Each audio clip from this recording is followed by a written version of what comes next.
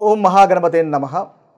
ప్రేక్షకులకు శ్రీ విశ్వావసు నామ సంవత్సర శుభాకాంక్షలు, అలాగే ఉగాది పండుగ శుభాకాంక్షలు.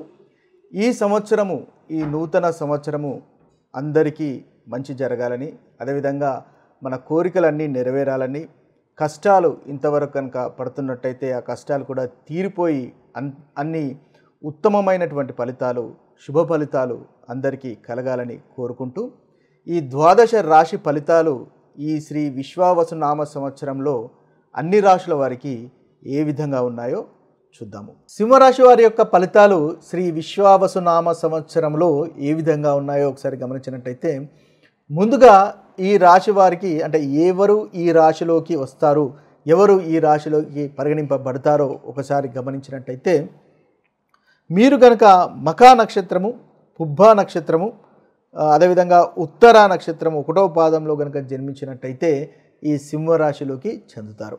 అంటే అదేవిధంగా ఒకవేళ కనుక మీకు నక్షత్రం తెలియదు, అదేవిధంగా మీ రాశి కూడా ఏదో తెలియదు అని అనుకున్నప్పుడు, మీ యొక్క నామము అంటే మీ యొక్క పేరులో మొదటి అక్షరము మా కానీ, మీ, ము, మే, మో, టా, టీ, టు, టే అనేటటువంటి అక్షరాలతో కనుక ప్రారంభమవుతున్నట్టయితే మీరు ఈ సింహరాశిలోకి చెందినవారుగా పరిగణింపబడతారు. ఇక ఈ శ్రీ విశ్వావసునామ సంవత్సరంలో ఈ రాశి వారికి ఉన్నటువంటి రాశి ఫలితాలను కనుక ఒకసారి చూసినట్టయితే, గ్రహస్థితిని ముందుగా చూసినట్టయితే, గురువు వీరికి ఈ సంవత్సరంలో అనుకూలంగా అధికంగా కనిపిస్తున్నాడు. గురువు మే తర్వాత ఈ రాశి వారికి లాభస్థానంలోకి సంచారం చేస్తాడు. అంటే మే తర్వాత నుంచి గురుగ్రహం యొక్క అనుగ్రహం అనేది ఈ సింహరాశి వారికి ఉంటుంది. ఇక శని అష్టమ స్థానంలోకి సంచారం చేస్తున్నాడు. శని వీరికి సప్తమ స్థానం నుంచి అష్టమ స్థానంలోకి సంచారం చేస్తున్నాడు. కాబట్టి అష్టమ శని అని అంటారు కదా, ఆ శని అనేది మనకి సింహరాశి వారికి ప్రారంభమవుతుందని చెప్పవచ్చు. ఇక రాహు కూడా అష్టమం నుంచి సప్తమంలోకి సంచారం చేస్తాడు. అష్టమ స్థానము, అదేవిధంగా సప్తమ స్థానము. కేతువు 2వ స్థానము, అదేవిధంగా 1వ స్థానంలోకి సంచారం అనేది చేస్తున్నాడు. ఇది స్థూలంగా మనకి సింహరాశి వారికి ఉన్నటువంటి ఈ సంవత్సరంలో ఉన్నటువంటి గ్రహస్థితి. ఈ గ్రహస్థితులను ఆధారంగా చేసుకొని వీరి యొక్క రాశి ఫలితాలు ఈ సంవత్సరంలో ఏ విధంగా ఉన్నాయో ఒకసారి గమనించినట్టయితే, ముఖ్యంగా గురుగ్రహం వల్ల ఈ రాశి వారికి చాలా చక్కటి ఫలితాలు కలుగుతున్నాయి. అది మనకు మే మాసం నుంచి అక్టోబర్ వరకు గురుగ్రహము లాభస్థానంలో సంచారం చేస్తాడు. కాబట్టి ఉత్తమమైనటువంటి ఫలితాలు ఈ సింహరాశి వారికి కనిపిస్తున్నాయి. కార్యసిద్ధి ఉంటుంది, ధనలాభం కనిపిస్తుంది. గురుగ్రహం వల్ల ఏదైతే సింహరాశి వారికి పంచమాధిపతి, అదేవిధంగా అష్టమాధిపతి అయినటువంటి గురువు లాభస్థానంలోకి సంచారం చేస్తాడు. కాబట్టి వీరికి చాలా చక్కటి ఫలితాలు అనుకోకుండా మనకు కలిగేటటువంటి అవకాశాలు కనిపిస్తున్నాయి. సంతానం లేని వారికి సంతానం అనేది కలుగుతుంది.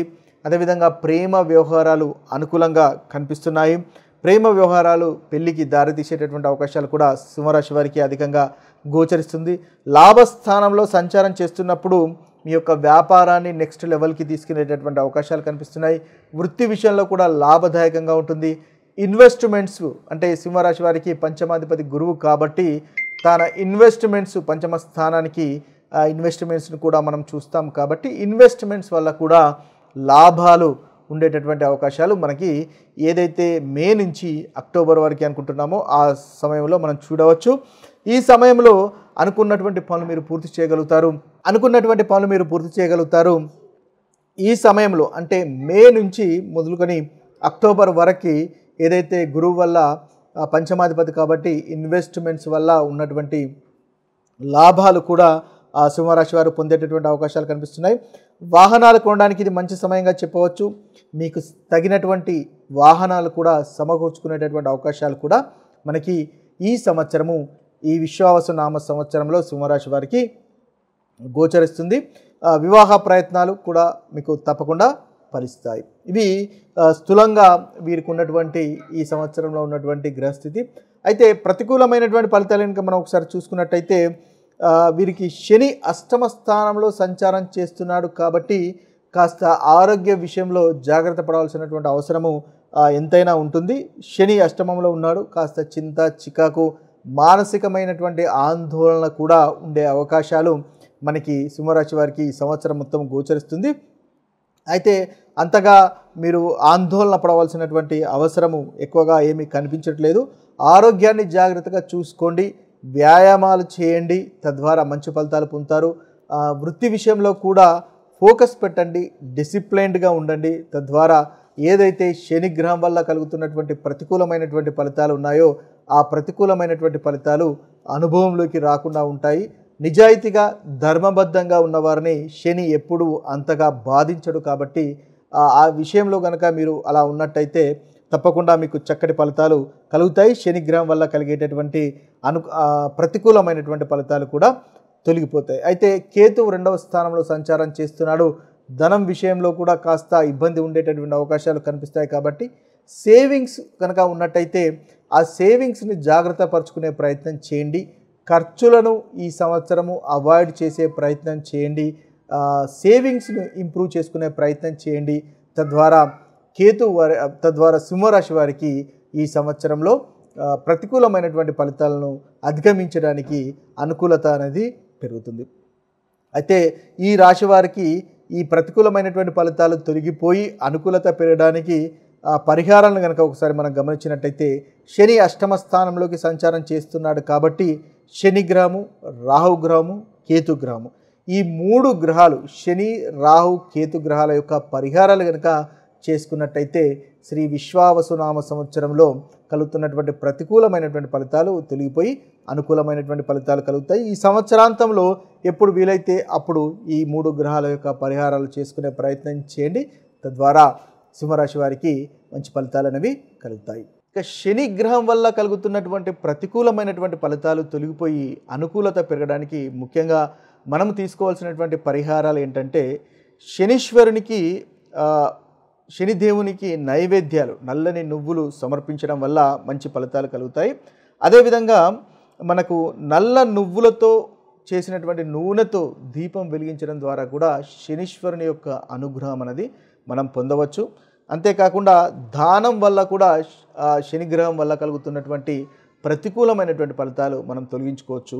నల్లని వస్త్రాలు, నల్లని ఇనుమును కూడా దానం చేయడం వల్ల శనీశ్వరుని యొక్క దోషాలు తొలగిపోతాయి.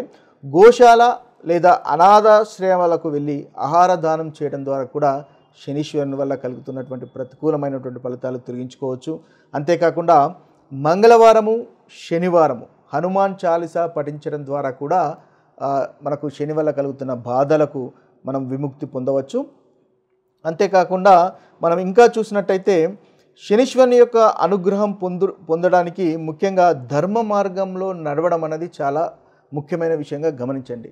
ఎవరికి మనకు కీడు చేయకుండా, ఎవరిని మోసం చేయకుండా ఒక డిసిప్లైన్డ్గా, ఒక క్రమబద్ధంగా గనక ఉన్నట్టయితే శనీశ్వరుని వల్ల కలుగుతున్నటువంటి ప్రతికూలమైనటువంటి ఫలితాలు మనం తొలగించుకోవచ్చు. ఎవరైతే నిజాయితీగా ధర్మబద్ధంగా ఉంటారో వారికి శనీశ్వరుని వల్ల కలిగేటటువంటి ఇబ్బందులు ఎటువంటివి ఉండవు. అలాంటి ఇబ్బందులు అనేవి శనీశ్వరుని వల్ల కలగవు అని గుర్తించండి.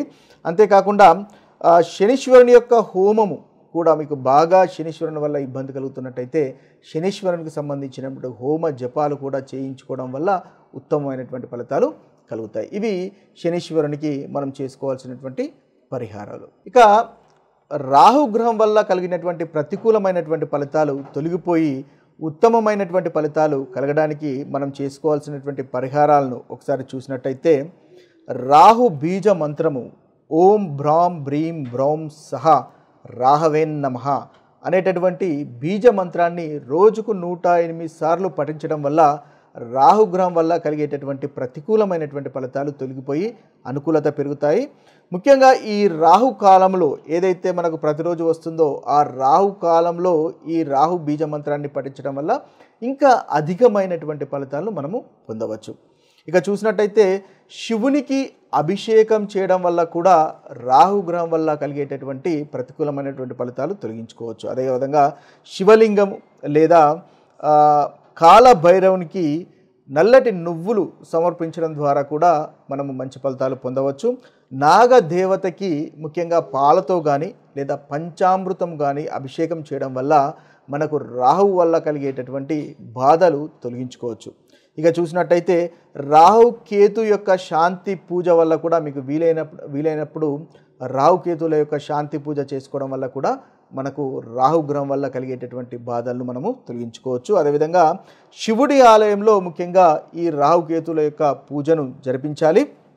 లేదా శ్రీకాళహస్తి ఆలయంలో కూడా పూజలు జరిపించినా కూడా మనకు చక్కటి ఫలితాలు అనేవి కలుగుతాయి. అంతేకాకుండా ప్రతి శనివారము రాహుకాల సమయంలో శివాలయంలో శివునికి అభిషేకం చేయడం ద్వారా కూడా రాహు వల్ల కలిగేటటువంటి ప్రతికూలమైనటువంటి ఫలితాలు మనము తొలగించుకోవచ్చు.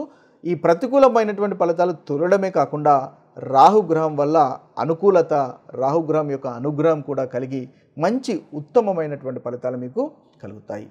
కేతు గ్రహం వల్ల కలిగేటటువంటి ప్రతికూలమైనటువంటి ఫలితాలు తొలగిపోయి అనుకూలమైనటువంటి ఫలితాలు కలగడానికి ముఖ్యంగా కేతు గ్రహానికి చేసుకోవాల్సినటువంటి పరిహారాలు గనక మనం ఒకసారి గమనించినట్టయితే ఓం కేతవాయ నమః అనేటటువంటి మంత్రాన్ని పఠించవచ్చు. లేదా కేతు యొక్క బీజ మంత్రమైనటువంటి ఓం శ్రాం శ్రీం శ్రోం సహ కేతవే నమః అనేటటువంటి మంత్రాన్ని 108 సార్లు కనుక మనం ప్రతిరోజు జపించగలిగినట్టయితే ఉత్తమమైనటువంటి ఫలితాలు మనకు కలుగుతాయి.